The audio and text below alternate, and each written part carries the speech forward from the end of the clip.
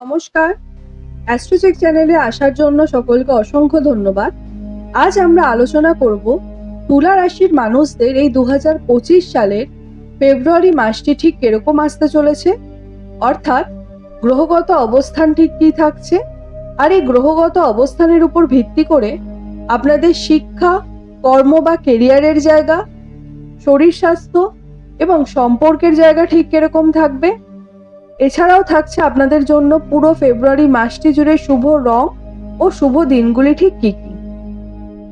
সকল দর্শকদের উদ্দেশ্যে জানাবো, আজকের এই আলোচনা চন্দ্র রাশির উপর আধারিত এবং এটি একটি সার্বিকভাবে আলোচনা, সুতরাং আপনাদের নিজস্ব জন্মছকের সঙ্গে এর সামান্য ভিন্নতা অবশ্যই লক্ষ্য করা যাবে।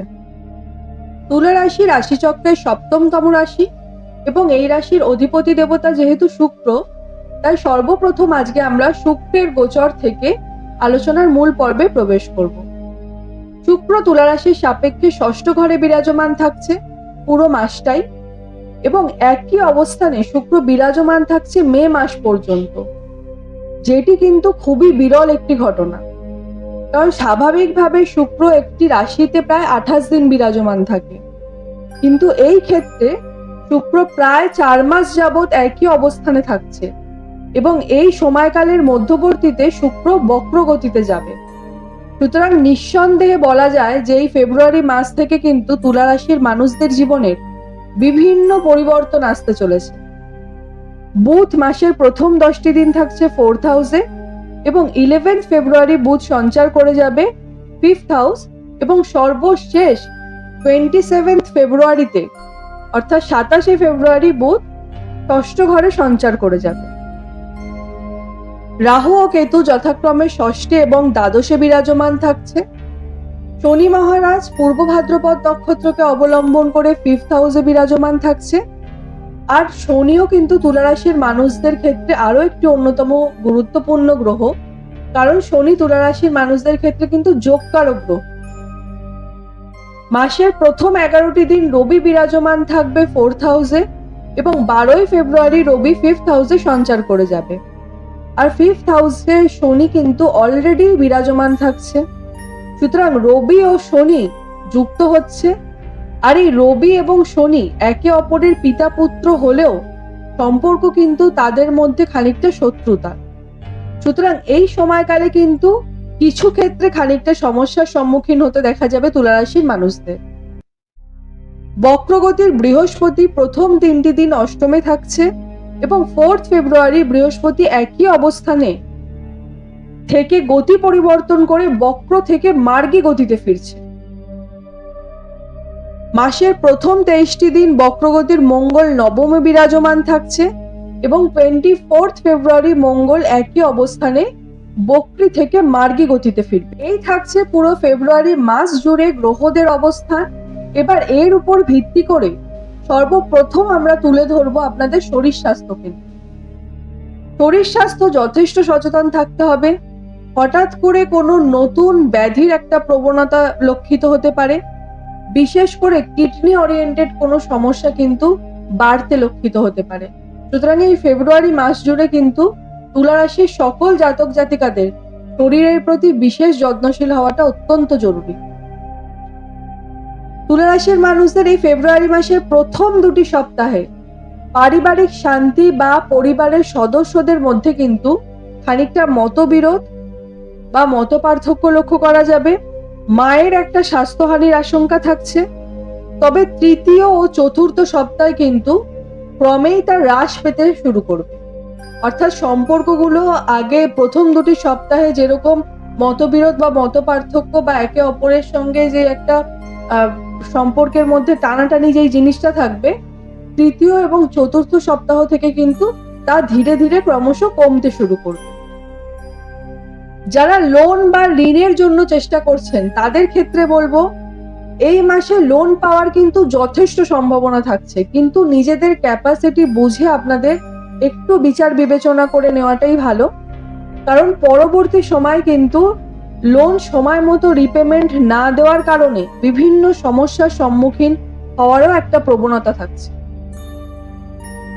আয়ের ক্ষেত্রে বলবো, এই মাস আয়ের জন্য কিন্তু ভীষণ শুভ। মাসের শেষ 2টি সপ্তাহে আয় বৃদ্ধির সম্ভাবনা প্রবল থাকছে। তবে আয়ের সাথে সাথে কিন্তু ব্যয়ভাবও প্রবল বৃদ্ধি পাবে, বিশেষত নিজেদের শখ পূরণের উদ্দেশ্যে বা গৃহে কোনো নতুন জিনিস ক্রয়ের কারণে কিন্তু আপনাদের ব্যয়ের মাত্রাটাও কিন্তু প্রবল থাকবে। যারা অলরেডি কোনো আইনি আদালতি সমস্যার সঙ্গে জড়িয়ে রয়েছেন তাদের ক্ষেত্রে বলবো এই মাসে কিন্তু কিছুটা অনুকূলে বা আপনাদের পক্ষে একটা সমাধানের জায়গা কিন্তু তৈরি হতে দেখা যাবে। স্টুডেন্টদের ক্ষেত্রে এই মাস খুব একটা পজিটিভ থাকবে না, স্পেশালি মাসের প্রথম 3টি সপ্তাহে। শেষ সপ্তাহটা কিন্তু ক্রমশ কিছুটা ইমপ্রুভমেন্টের জায়গা তৈরি হয়ে যাবে, কিন্তু প্রথম 3টি সপ্তাহ কিন্তু বিশেষত হায়ার স্টাডি যারা করছেন বা উচ্চশিক্ষার সঙ্গে যারা যুক্ত রয়েছেন তাদের ক্ষেত্রে কিন্তু সমস্যা থাকছে। তবে উচ্চশিক্ষার সমস্যা থাকলেও প্রাথমিক শিক্ষা ও বিভিন্নভাবে যারা কম্পিটিটিভ এক্সামের জন্য কোনো পড়াশোনা করছেন তাদের ক্ষেত্রে কিন্তু তুলনামূলকভাবে আবার শুভ সময় থাকছে এই পুরো ফেব্রুয়ারি মাস। রিলেশনের ক্ষেত্রে সবচেয়ে শুভ যে দিক থাকছে তা হবে আপনাদের জন্য প্রেমের সম্পর্কটা কিন্তু বিবাহ বন্ধনে একটা পরিবর্তন হওয়ার মতো প্রবণতা লক্ষ্য করা যাবে এই পুরো ফেব্রুয়ারি মাস জুড়ে। সেই ক্ষেত্রে অর্থাৎ মাঙ্গলিক কাজের জন্য কিন্তু যথেষ্ট যোগ থাকছে সেই দিক থেকে দেখতে গেলে পরে ফেব্রুয়ারি মাসটা। তবে যারা অলরেডি রিলেশনশিপের মধ্যে রয়েছেন বা দাম্পত্য জীবনের ক্ষেত্রে এই মাসে একে অপরের মধ্যে কিন্তু খানিকটা দূরত্ব বাড়বে, ডিস্টেন্স বাড়বে, মনোমালিন্য বাড়বে, একে অপরকে বোঝার ক্ষমতা হ্রাস পাবে, সাথে সাথে মানসিক অবসাদও কিন্তু আপনাদের বাড়তে লক্ষিত হতে পারে। সম্পর্কের জায়গায় একটা পার্টনারের সঙ্গে কিন্তু একটা ইনসিকিউরিটি লেভেল বাড়তে পারবে এই পুরো ফেব্রুয়ারি মাস জুড়ে। সুতরাং সেক্ষেত্রে কিন্তু সম্পর্কের জায়গাটায় কিন্তু একটু সচেতন হওয়া প্রয়োজন। যারা অলরেডি সম্পর্কে রয়েছেন, সে প্রেমের সম্পর্ক হোক বা দাম্পত্য রিলেশনশিপ হোক, দুই ক্ষেত্রেই কিন্তু একটু ডিস্টেন্স তৈরি হওয়ার মতো প্রবণতা তৈরি হবে। সুতরাং সেই জায়গাতে একটু সচেতন হওয়া প্রয়োজন। যারা গভর্নমেন্টের সঙ্গে কর্মরত বা গভর্নমেন্টের সঙ্গে কন্ট্রাক্ট নিয়ে কোনো কাজ করে থাকেন তাদের ক্ষেত্রে বলবো এই মাস অত্যন্ত শুভ। যারা ডাক্তার, লয়ার বা বিভিন্ন কোম্পানিতে কোনো সেলস প্রোফাইলে কাজ করে থাকেন বা কোনো শেয়ার মার্কেটের সঙ্গে যুক্ত বা কোনো মানি মার্কেটের সঙ্গে যুক্ত বা কোনো লোন সংক্রান্তি কোনো কোম্পানিতে আপনি কাজ করে থাকেন বা বিভিন্ন কোনো প্রাইভেট কোম্পানিতে কর্মরত বা কোনো আইটি ফিল্ডের সঙ্গে জড়িত, তাদের সকলের ক্ষেত্রে কিন্তু বলবো এই মাস অত্যন্ত পজিটিভ থাকছে, বিশেষ করে প্রথম 3টি সপ্তাহ।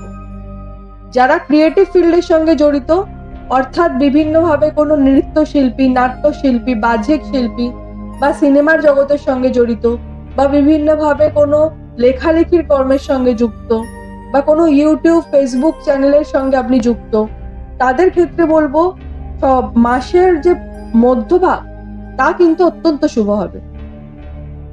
অর্থাৎ প্রথম 2টি সপ্তাহ কিন্তু অত্যন্ত শুভ থাকছে ক্রিয়েটিভ ফিল্ডের মানুষদের জন্য। এবং এই মাসে কিন্তু কমিউনিকেশনের মাধ্যমে ভালো কোনো একটা অ্যাসাইনমেন্ট পাওয়ার একটা সম্ভাবনা থাকবে। যারা ক্রিয়েটিভ ফিল্ডের সঙ্গে যুক্ত রয়েছেন আমি কিন্তু তাদের কথা বলছি। তবে ফাঁদে পড়ারও কিন্তু একটা প্রবণতা থাকছে। কোনো রকম লোভে পড়ে গিয়ে একটা কোনো ভুল ডিসিশন নিয়ে নেওয়া, সামনের পার্টি হয়তো আপনাকে এমন কোনো অর্থের একটা অফার করছে যেটা হয়তো হিউজ, আপনি হয়তো সেই জায়গাটাতে ডিসিশন নিতে না পেরে কোনো রকম ভালো মন্দ না দেখে আপনি হয়তো সেই অফারটা নিয়ে নিলেন, পরবর্তীকালে কিন্তু সেই অফারটা নিয়ে আপনাকে খানিকটা সমস্যার সম্মুখীন হতে পারে। সুতরাং সেই জায়গায় কিন্তু যথেষ্ট সমস্ত বিষয় অ্যানালাইসিস করে একটু বিচার বিবেচনা করে কিন্তু ডিসিশন নিতে হবে। অপরচুনিটি প্রচুর আসবে, আর কোন অপরচুনিটিটা ভালো কোনটা খারাপ সেটা কিন্তু আপনাকে নিজে বিচার বিবেচনা করে তবে কিন্তু পদক্ষেপ রাখতে হবে। যারা ব্যবসার সঙ্গে জড়িত তাদের ক্ষেত্রে বলবো এই মাস যথেষ্ট সচেতন হওয়া প্রয়োজন আপনাদের ক্ষেত্রে।